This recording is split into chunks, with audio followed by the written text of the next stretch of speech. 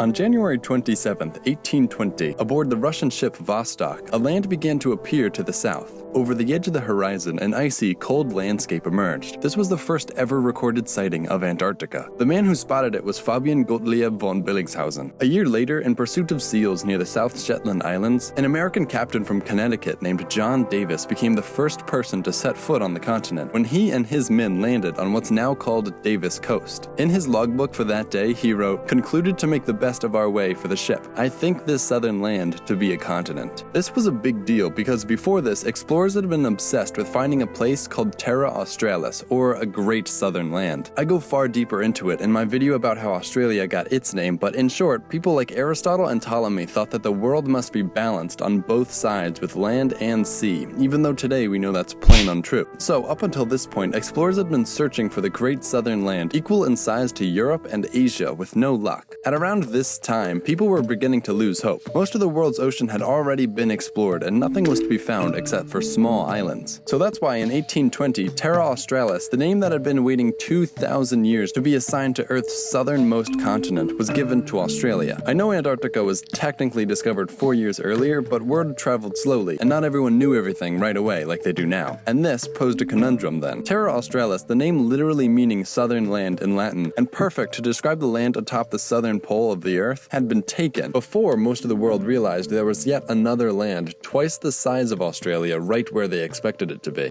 So what name do you give a land whose name is already taken? Well, you give it the next best thing, I guess. While the name Terra Australis at this time was around 1900 years old, being coined by Cicero, another name for the area nearly as old, from the 2nd century AD, is what eventually was given to the southernmost continent. Born in 70 AD, Marinus of Tyre was a Greek geographer. He was known for many things. He was the first cartographer of the Romans who included China in his maps. He invented a popular type of map projection called equirectangular projection, which results in a world map that looks like this, and it's still used to this day. But perhaps most importantly, he came up with the name Antarctica. In his native language of Greek, ARKTIKOS means north or northern lands. It's where we get the name Arctic, ARKTIKOS, Arctic. To say not the Arctic in Greek then would be to say Antarktikos. Anti is Greek for opposite, and can be seen in other words in English like antidote, anti-hero, anti-disestablishmentarianism, you get it. Because he didn't know what the southern pole was like, Marinus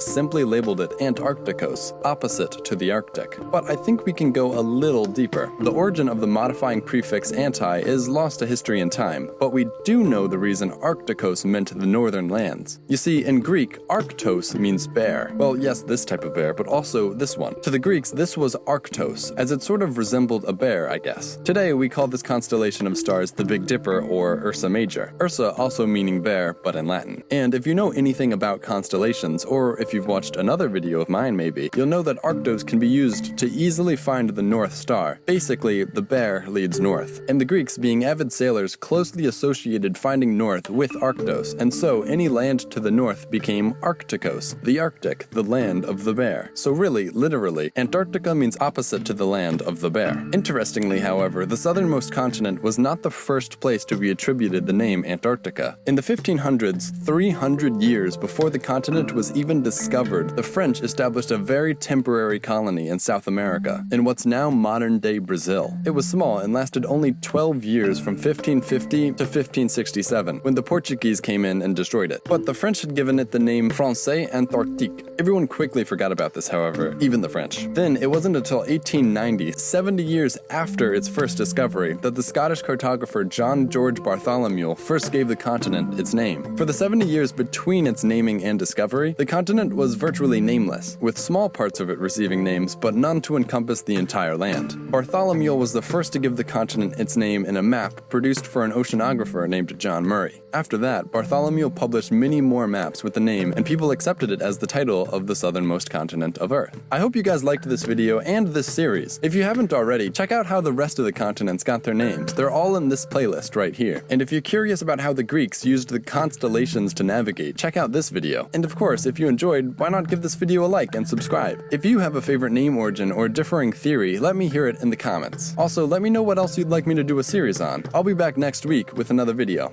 Thanks.